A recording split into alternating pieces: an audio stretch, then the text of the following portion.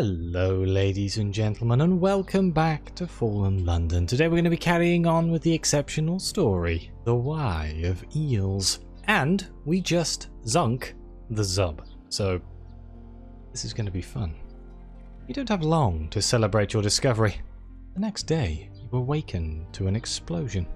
Alarms blare, water sprays through a jagged split in the hull. A diving suit is missing.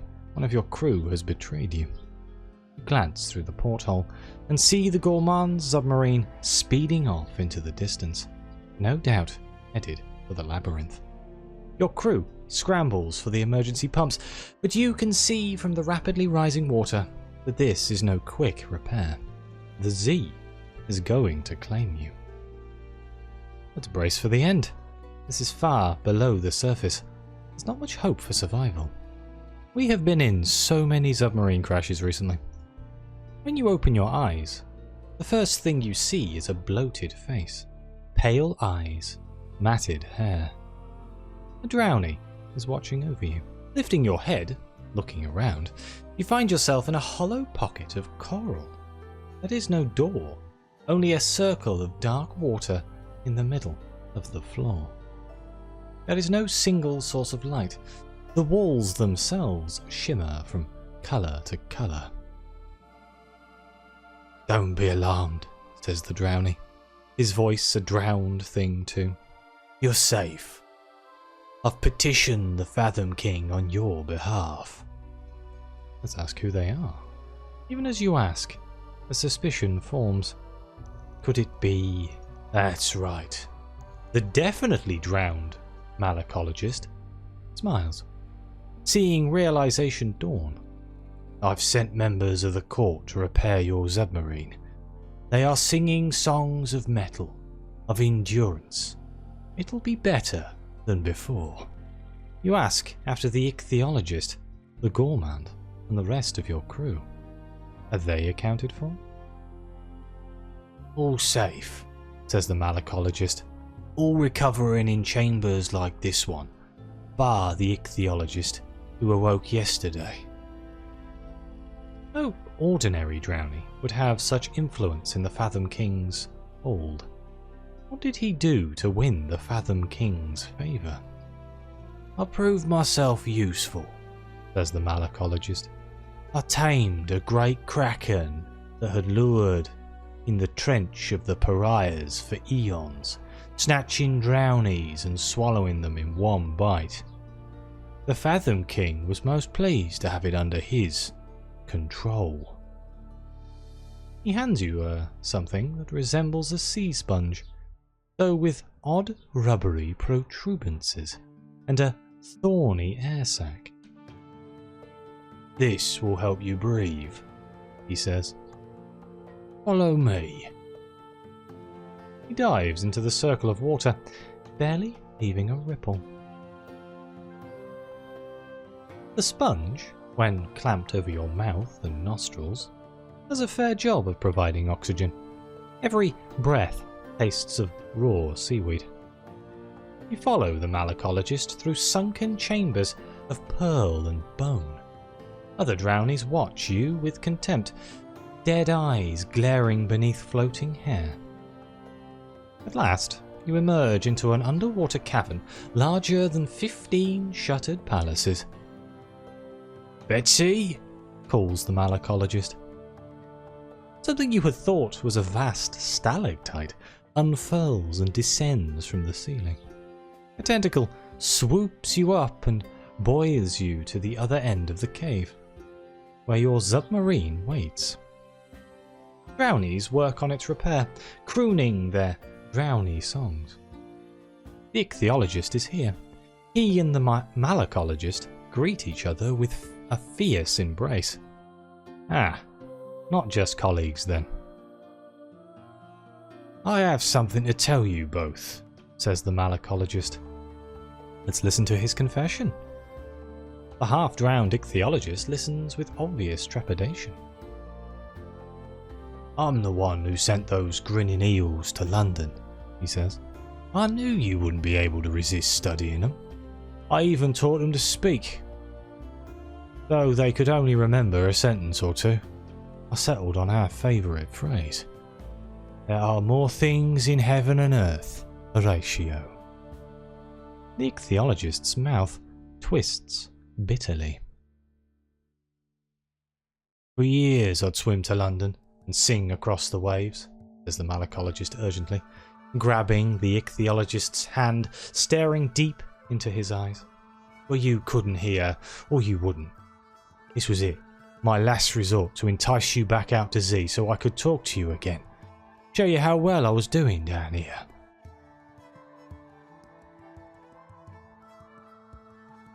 The ichthyologist doesn't wrench his hand away. He delicately extricates it. He stares into his former lover's clouded eyes, love and pity and guilt battling across his features. I heard something, he finally admits. I convinced myself it was just the wind. I couldn't bear the thought of you becoming like this. I thought it would have been better had you died than you inhabit these cold halls forever.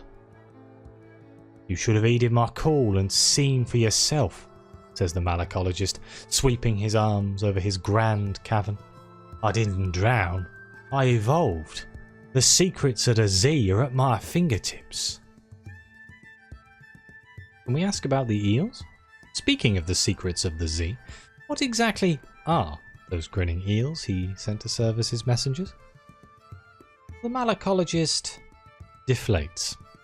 Oh, that's one secret I don't know. I sent them, but I didn't make them, if that's what you're asking. He smiles ruefully at the ichthyologist. I was hoping that once you were out here we could find out, together, do some field research like the old days. Despite his obvious discomfort, the ichthyologist can't help but return the smile. So, how about it? The malacologist stares intently at the ichthyologist. One last expedition, for old time's sake? The ichthyologist's eyes rove over his former lover's rotted flesh, his bloated face.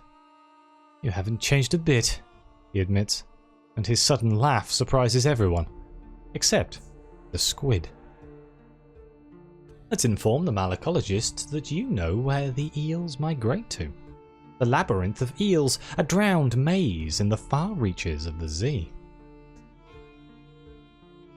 The malacologist nods instantly. I know. The drownies have many secrets they keep from surface dwellers. That is just one of them. The ichthyologist looks oddly crestfallen. Oh, I was hoping you'd be enraptured by my genius. I was from the moment I met you, if that's what you're fishing for. The malacologist's dead face twists into a rotten grin. Eels have been migrating to and from the labyrinth for centuries, but those bizarre things with grinning faces have only started emerging recently. Less than a year. Sounds like we need to find out why, says the ichthyologist. If you're with me. Always, replies the malacologist. In a matter of days, the submarine is fully repaired. You depart from the Fathom King's hold, cutting through the depths with singular purpose. Your destination? The labyrinth of eels.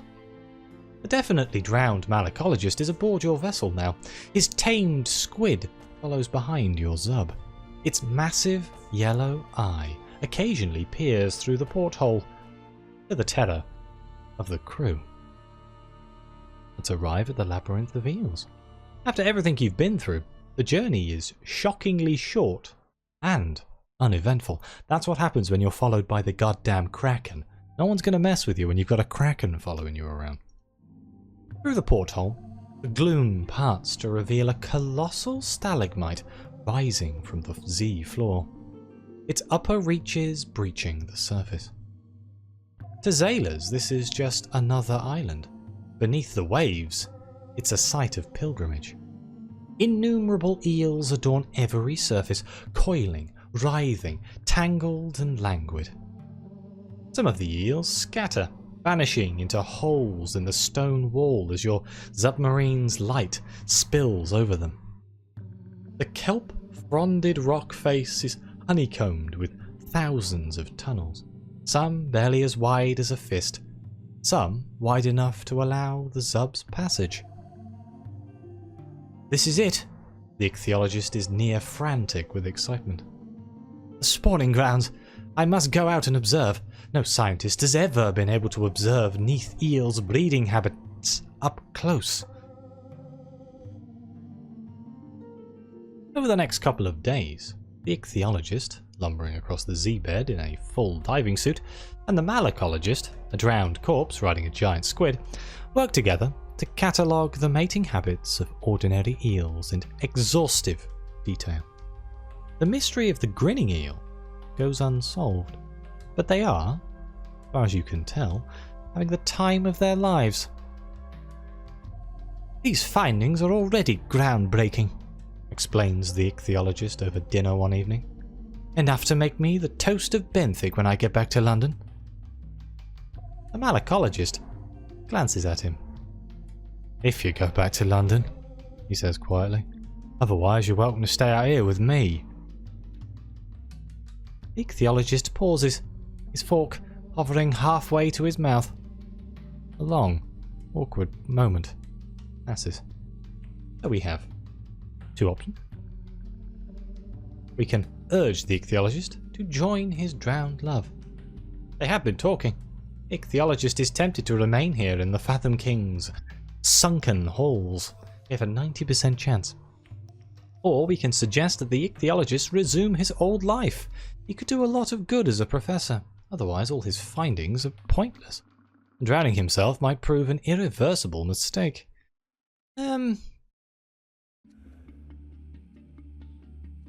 Can he just give me his research? I'll take the credit. Let's urge him to join his drowned love. And hope we don't fail. We only have 90%. There is a chance we'll fail. Perhaps his future lies beneath the waves, with his drowned partner, rather than in London's stuffy lecture halls. If you're ready to immerse yourself completely, says the malacologist. The ichthyologist is silent, his face betraying mingled terror and longing. He takes the malacologist's swollen hands, stares into his opalescent eyes. I don't know if I can do it, says the ichthyologist helplessly. One of the crew bursts in, short of breath, interrupting the moment. Spotted something, my lady, she gasps, waving you over to the porthole. You, the ichthyologist and the malacologist all crowd at the glass. There, emerging from one of the labyrinth's tunnels, scraping its body through a passage too narrow for its bulk, an eel with that grinning, half-human face. The grinning eel finally wriggles free of the too tight tunnel, disgorging itself into the wider Z. Let's take a closer look, says the ichthyologist. You hurry away, leaving your half-eaten dinner forgotten on the table. It takes some time to don your diving suits. By the time you're ready, the eel has slipped away. But the tunnel remains. You and the ichthyologist lumber towards it across the silt seabed, dragging your breathing tubes behind you, fighting your way through fronds of kelp. The malacologist drifts lazily overhead. When you reach the tunnel, you make a startling discovery. Hidden nearby in a dense thicket of kelp, you find the Gourmand's submarine. It's utterly abandoned. You board, but find no crew walking its dark corridors. Oh, they must have entered the labyrinth, says the malacologist, bewildered. We know one thing, says the ichthyologist. The Gourmand and his crew haven't come here to study. They're planning a feast. Well, let's pursue the Gourmand into the tunnel. We won't let you go in there alone, says the ichthyologist, his breath fogging the glass pane of his helmet. The malacologist nods firmly. As you step into the tunnel, the Zub's cheery light fades from the world, leaving you in a bleak void. You take a step forward, and another.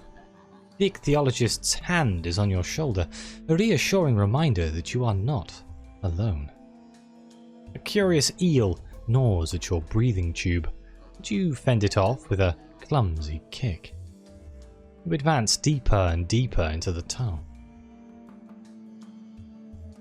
With every step, the passage into the labyrinth grows narrower. Your shoulders scrape against stone. The diving helmet bumps the low ceiling, sending dull reverberations through your skull. The walls press inward from every angle. "It's too narrow," calls the ichthyologist. "We have to turn back." The hand leaves your shoulder as your two companions withdraw. Yet, the gourmand didn't turn back. The gourmand, for all his sins, was a man of singular conviction. He would never have turned back. You too can move forward, if you want to. Though we can either press onward, with every step you feel your body compressing, narrowing, transforming, or we can call for help. You've wedged yourself solidly in the tunnel, like a cork in a bottleneck. You yell for help, and a tentacle snakes around your waist. So if you turn back, you won't learn the cause of the grinning eels. Use only if you wish to avoid claustrophobia and body horror. Consider that a warning. I want to know the cause of the grinning eel, so I'm going to be right back. Wait, does this turn me into a grinning eel? Oh no. Do I press myself through the labyrinths and slowly compress myself into a grinning eel? I can't be a spider and a grinning eel. That's just too much. Oh, we're going to have to find out now, aren't we? Let's go. Press onward. The tunnel grows narrower, narrower, narrower. Step by agonizing step, every retch and struggle, you go deeper. The diving suit shreds from your body. Your lungs breathe deep of water. You move forward. Your bones crunch and snap and fold inwards like a house of cards. Your flesh melts and stretches, wax-like. The helmet drops from your crumpling skull. You move forward. Your limbs are useless now. They wither like winter leaves. The only way to move is by flexing your body, pushing, contorting. With every grueling inch you abandon your former self. You move forwards. Emergence. You flop, writhing into a vast, flooded hall. Around you, hundreds of other eels churn the water into foam. Flexing your powerful tail, you swim through the murk. Your new body is unfamiliar, yet effortless. Poking your snout above the surface, you catch a few glimpses of strange architecture. Chains dangling overhead, twisted staircases leading to dizzying heights, stone walls spattered with black mold. Someone is wading through the shallows. A brown-robed figure with a lantern in hand. Oh no, I don't have Shapeling Arts 5. Well, that seems problematic, doesn't it? I don't think I have anything that can increase my Shapeling Arts. It's the one skill that I have not really bothered increasing. So I guess we're stuck as an eel. Let's wriggle helplessly. Reality is starting to reassert itself. Where are you? Where are your limbs? As the robed figure steps closer, it pulls back its hood, revealing a face any mother would spurn. Mismatched eyes blink arrhythmically in knotted flesh. Apparently noticing your distress, the robed figure pulls you up out of the water. "You're a new one," it says. No matter how we try to plug the tunnels, new ones keep opening up." It casts its lantern over the wall you emerged from. It's riddled with dozens of fist-sized holes. "The tunnels are narrow, you see," it says, amiably. "Prisoners keep trying to use them to escape, but, well, they end up like you by the time they reach the other side. Probably not what they wanted. All you can do is groan and writhe in response. You're an eel. This place has a mind of its own, you see," says the robed figure. The flesh of its face slithering sideways across its skull to reveal a new visage. It likes to extrude itself into sympathetic domains. Prisons, mazes, dark places. Terribly inconvenient. The figure looks down at you with 15 eyes. Quivering polyps in its neck folds ooze bubbling fluid. Do you like your new body? Do you prefer it to your old self? You croak something that resembles a no. Already you can feel your mind fading into fog.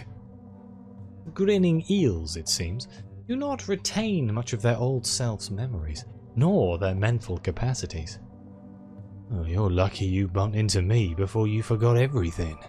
I can help you return home in a better shape than this. After all, you haven't broken any rule.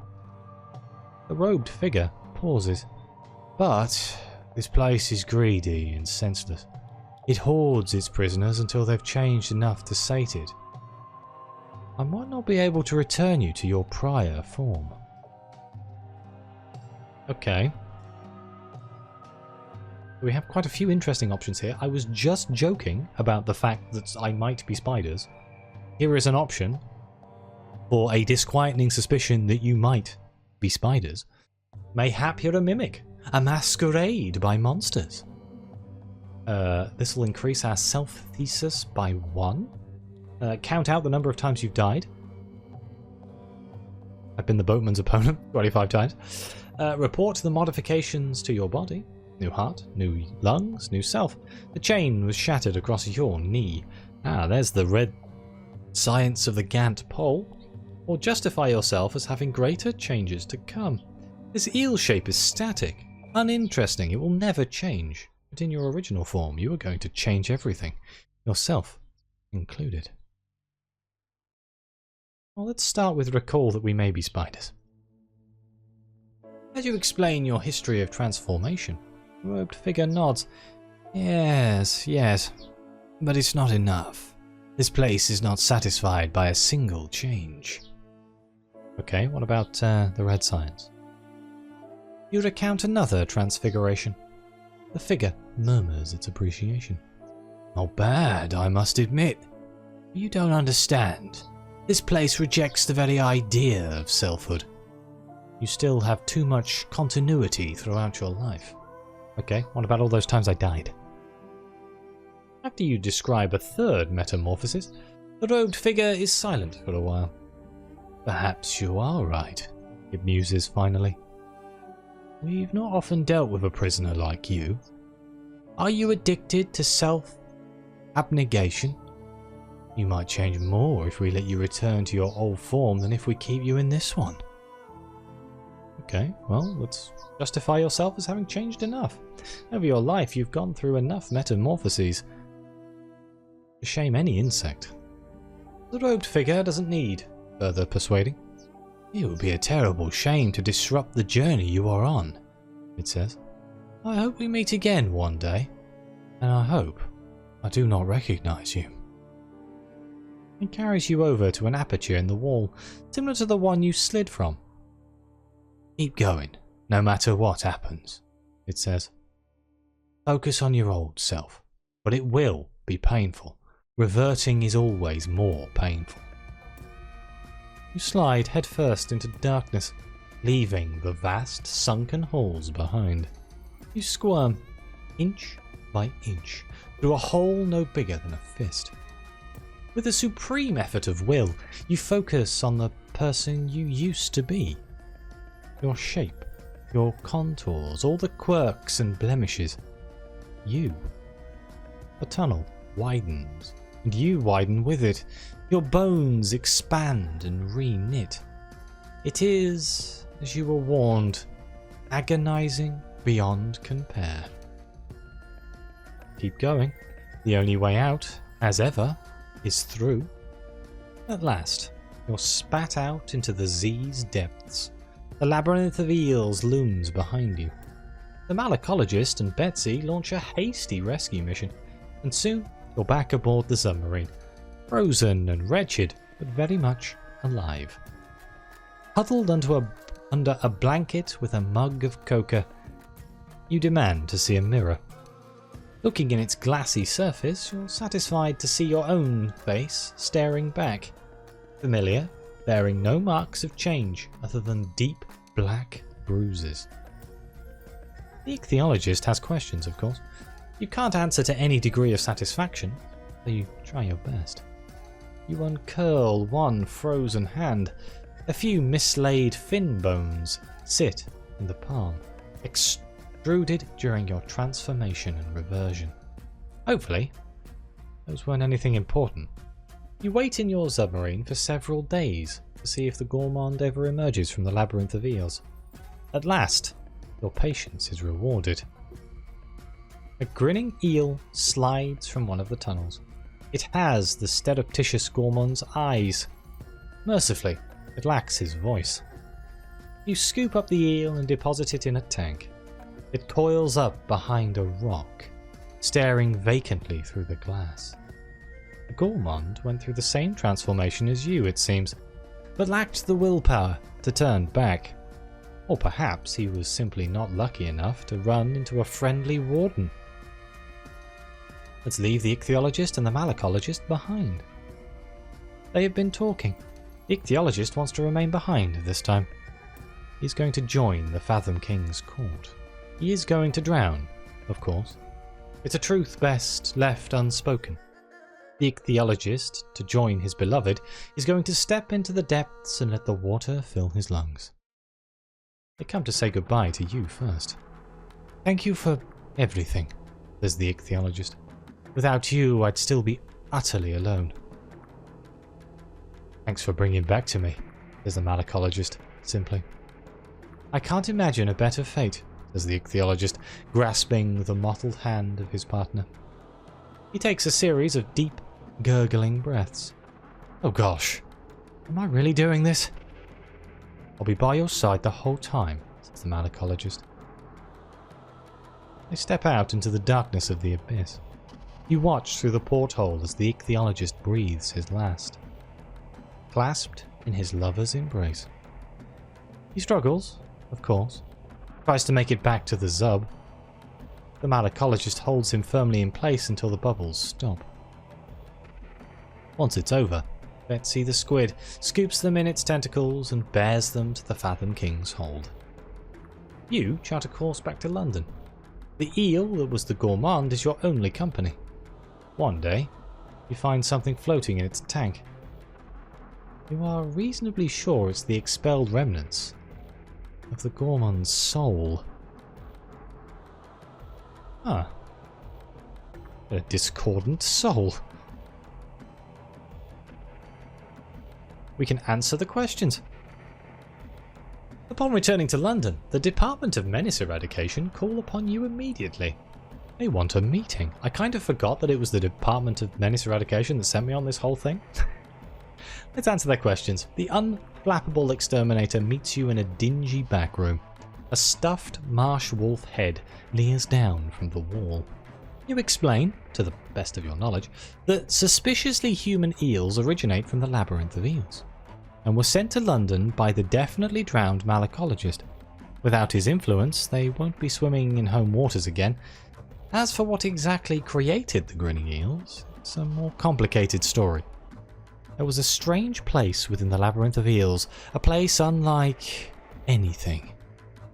Never mind that, interrupts the unflappable exterminator. As long as they're gone and eel pies can be eaten in peace, he gives you a bottle of wine for your trouble. And that's that. The ichthyologist's absence goes unremarked upon. Another casualty of the zee.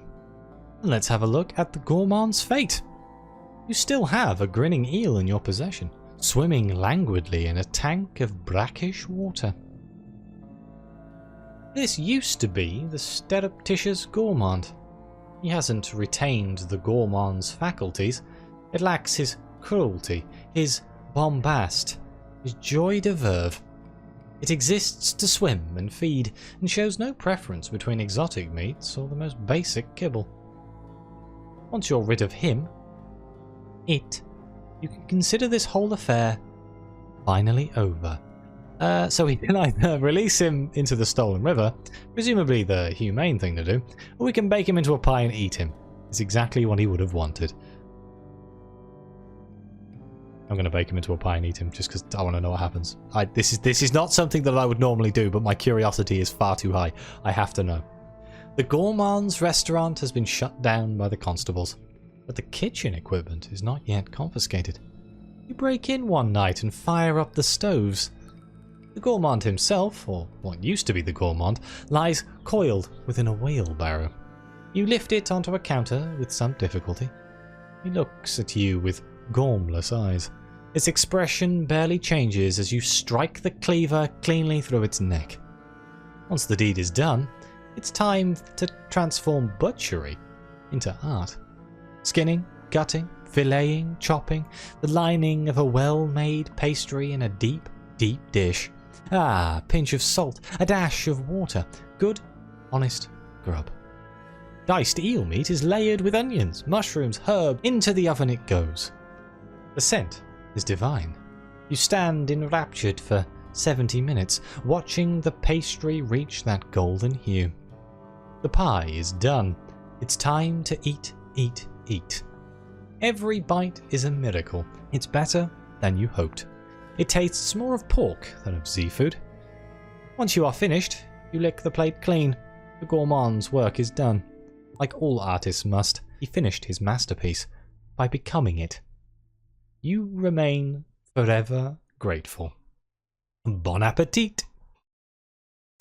Wow, and I'm unaccountably peckish. I should have seen that coming.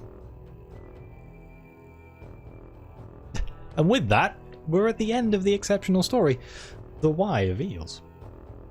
What a very interesting ending. I very much enjoyed that, and I hope you did too. Did you do anything differently? Did you side with the gourmand from the beginning? Let me know in the comments down below. But please like, subscribe, let me know what you think. Your comments are greatly appreciated. Thank you again to the members of the channel and the coffee supporters. It really does mean the world to me. And as always, I'll see you next time.